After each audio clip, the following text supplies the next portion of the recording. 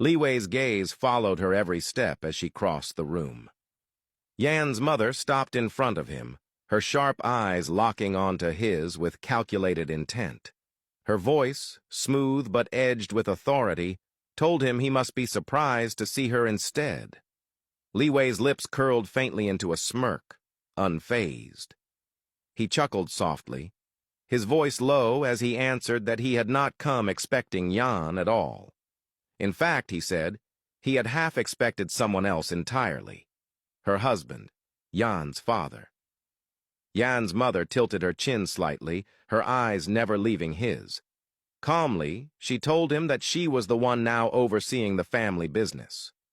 Yan's father, she said, was bedridden and gravely ill. Her words hung in the air as she walked across the room and settled into a chair opposite him. Her gaze was unwavering, studying him carefully. She let her lips curve into the faintest smile as she remarked that he had grown into a man, no longer the timid little boy she remembered from years ago. Her voice carried a strange mixture of nostalgia and challenge, as if daring him to react. But Liwei gave her nothing. His face remained unreadable, his cold, sharp eyes locked onto hers. He sat still, composed, offering not a single unnecessary word. Her expression shifted then, soft amusement hardening into businesslike seriousness. She leaned forward, her voice firm and direct as she told him she would not waste time. He was going to hand over the file, along with every piece of evidence he had, and then this meeting could end quietly, without any bloodshed. The threat was clear, but Liwei's expression did not falter. He leaned back slightly, his posture still calm, and asked her what made her think he was foolish enough to bow to her commands. His voice was low, controlled, yet it carried an edge of steel as he told her that she should be the one listening to him instead. Yan's mother chuckled, her amusement flickering to life again at his boldness. She let out a slow laugh, shaking her head slightly. With eyes gleaming in both interest and challenge, she told him she finally understood why her daughter was so crazy about him. He had not only become more handsome, but he carried confidence, danger, and power in equal measure. That combination, she admitted, was very sexy. If she were younger, she said, she would probably be crazy over him, too. The words lingered between them, provocative and sharp, but Liwei's expression remained cold and unreadable, not a single flicker of reaction showing on his face. The amusement faded from Yan's mother's features as she straightened in her chair. Her voice lowered, edged with command, as she told him to state his own instructions and demands out loud. Breaking his silence, Liwei leaned forward, his sharp gaze cutting into her as he finally spoke. If she wanted the file, he told her, then she was going to tell him everything about what had happened 10 years ago, about the fire that had killed his family, every detail, every name involved, nothing left out. For a moment, Yan's mother simply stared back at him, her eyes glinting with something unreadable. Then she laughed, low, smooth, mocking. She asked what made him so sure she knew anything about that tragedy. Liwei's eyes sharpened, his tone like ice, as he told her that he knew she knew something. He wasn't speculating, he wasn't guessing, he was certain. He told her she was going to do exactly as he demanded because failure to do so would have consequences she could not imagine. With just one click, he promised, the file would fall into the hands of the government, and everything that belonged to her family would be stripped away. Yan's mother sat still, completely unfazed, her expression calm. She leaned back in her chair, her voice steady as she told him once again that she knew nothing about it, and that she wasn't going to say a single word. Liwei smirked faintly, his lips curving in that dangerous, cold way of his as he rose to his feet. His eyes were dark and sharp as he told her, "So be it." He declared that he would hand the file to the government, and that she should remember clearly, she was the one who had made this choice today. He turned to leave, but before he could take another step, The bodyguard moved swiftly. In a flash, the man grabbed him, shoving a gun to his head. The click of the safety being released echoed through the room as the bodyguard ordered Liwei not to move. Yan's mother rose slowly from her chair, her heels clicking against the floor as she walked toward him. Her eyes burned into his, sharp and mocking. She stopped in front of him, her lips curling into a smirk as she spoke.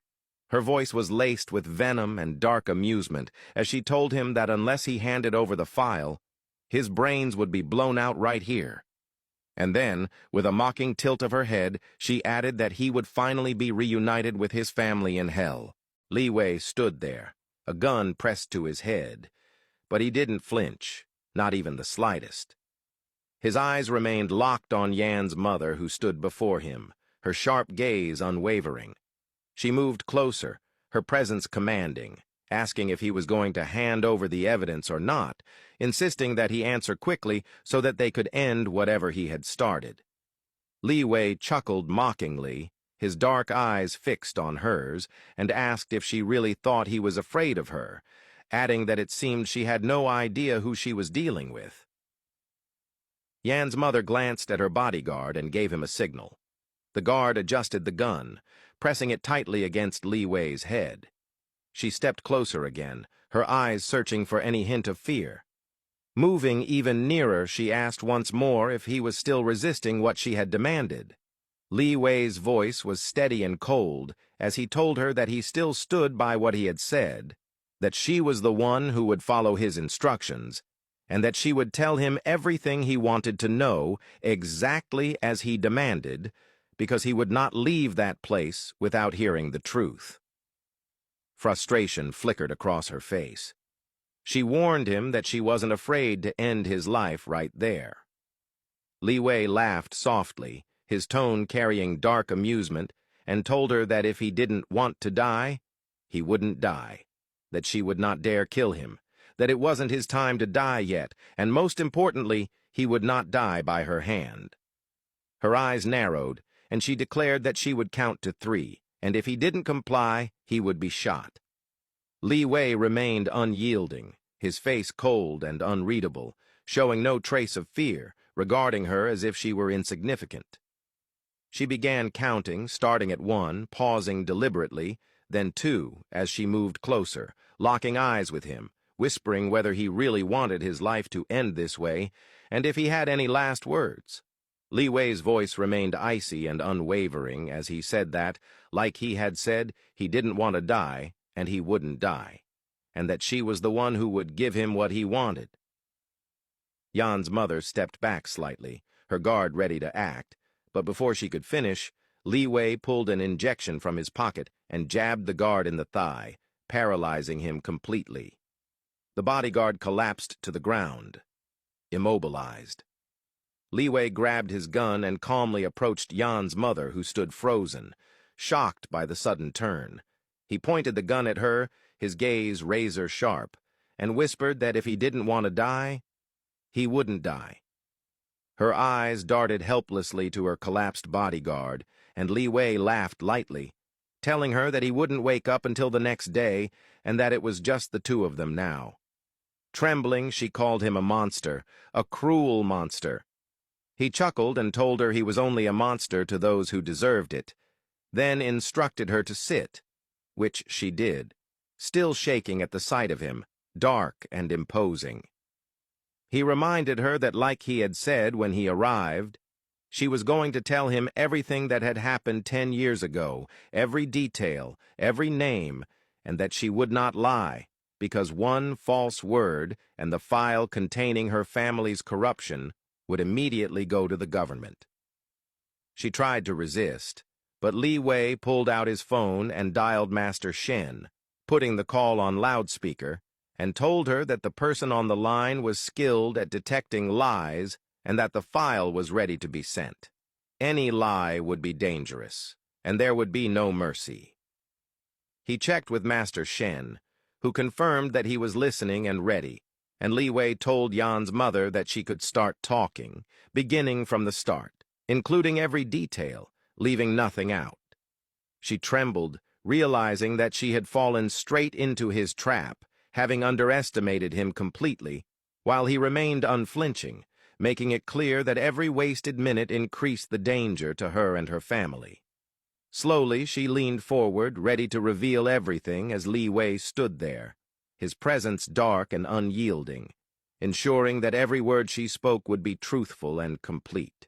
Yan's mother, keeping her eyes locked on Liwei, told him that she really didn't know much. Her husband, the one who was gravely ill and in a vegetative state, was the one who had handled the family business back then. Liwei, without hesitation, told Master Shen to send the file, and before Master Shen could respond, Yan's mother shouted, telling him not to do it and insisting that she was going to talk. Liwei moved closer, his gaze sharp, and told her that if she dared lie again, he wouldn't wait. He would send the file immediately. He reminded her that he had not come there to play games or waste time. Tears welled in her eyes as she admitted that back then her husband had indeed handled all the family business, that it was true she didn't know much and that he rarely told her anything. But she added that she knew there had been a plan in place to take down Liwei's father and take over East Gate Group, since it was doing well and everyone in the business industry was looking for a way in, even if it was through shares or colluding with the group. She continued that, from what she had heard and known, Liwei's father was very stubborn and careful, and he never worked with just anyone, never accepted bribes or illegal dealings. The plan had been to take him down and place someone in power who could be easily manipulated and bend to the illegal dealings of the business world. Liwei stood there, his eyes fixed on her, paying close attention as she spoke.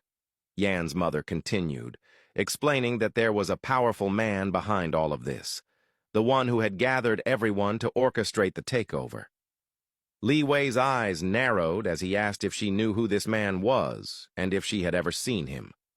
Yan's mother shook her head, repeating that it had all been her husband's doing and that they had always met in private to discuss the takeover strategy. He had never told her anything.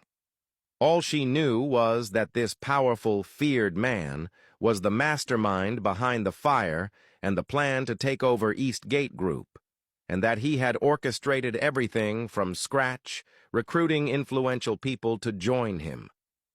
Looking at Liwei with tears in her eyes, she swore that was all she knew. She had no more information. She suggested that if he could question her husband, but he was as good as dead, unable to move or speak, and she wasn't sure if he had even needed to be involved in the plan. Liwei smirked and told her that of course he had been part of it, and that was why their family had risen to the top so quickly after the fire. He asked where her husband was, and she told him he was in the hospital, adding that she feared he was as good as dead and wouldn't talk. Liwei's eyes darkened, and he told her that it would be up to him to decide that. He asked what Yan knew, because from what he had observed, she had some information.